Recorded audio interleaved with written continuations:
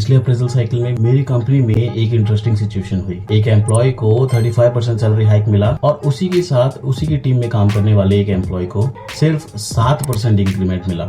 दोनों का experience almost same, दोनों सेम मैनेजर के अंडर में थे।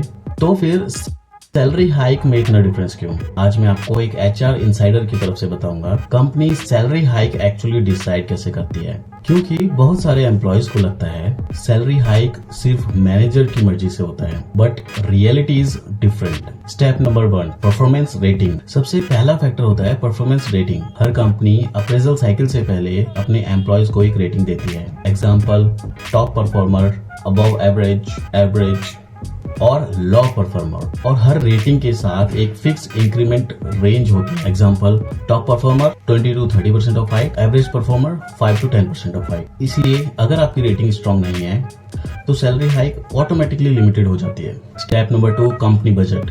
सेकंड रियलिटी जो बहुत कम एम्प्लॉयज को पता होती है, सैलरी इंक्रीमेंट का बजट ऑलरेडी डिसाइड होता है। एग्जांपल, अगर कंपनी ने डिसाइड किया कि इस साल एवरेज इंक्रीमेंट 10% होगा तो मैनेजर उसी बजट के अंडर सैलरी हाइक डिस्ट्रीब्यूट करता है। इसलिए कभी कभी ऐसा होता है एम्प्लॉय डिजर्व करता है हायर हाइक, लेकिन बजट लिमिटेशंस की वजह से इंक्रीमेंट कम मिलता है।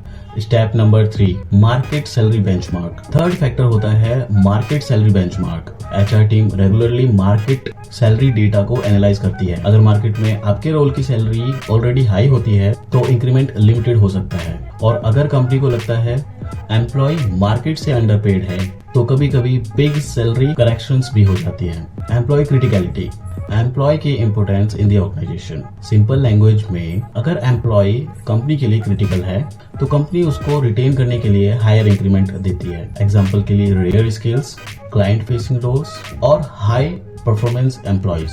कंपनी उनको लूज नहीं करना चाहती है। Step number 5, manager feedback. Last factor होता है मैनेजर फीडबैक का। मैनेजर आपकी परफॉर्मेंस, एटीट्यूड और टीम कंट्रीब्यूशंस इवैल्यूएट करता है, और मैनेजर का फीडबैक सैलरी हाइक डिसीजन में बहुत पावरफुल रोल प्ले करता है। इसलिए कॉर्पोरेट वर्ल्ड में एक पावरफुल रूल है, गुड वर्क करो और अपनी विजिबिलिटी भी मेंटेन करो। तो नेक्स्ट टाइम जब अप्रेजल आए, याद रखिए सैलरी हाइक सिर्फ एक फैक्टर से डिसाइड नहीं होता। कंपनी यूजुअली 5 फैक्टर्स देखती है। पहला, performance rating. Second, company budget.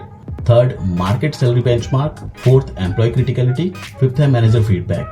अगर आप इन फैक्टर्स को समझकर करियर स्ट्रेटेजी प्लान करते हो तो सैलरी हाइक मिलने के चांसेस ऑटोमेटिकली इंप्रूव हो जाते हैं। अगर ये वीडियो आपको पसंद आती है तो इस वीडियो को लाइक करें और शेयर करें अपने सभी फ्रेंड्स के साथ। और अगर आपको चाहिए HR insider tips, job updates और इंटरव्यू प्रिपरेशन स्ट्रेटेजी तो सब्सक्राइब करें इस चैनल को, ताकि इसी तरह के वीडियोस की नोटिफिकेशन आप तक पहुंचते रहे। अभी के लिए इतना ही। जय हिंद, वंदे मातरम।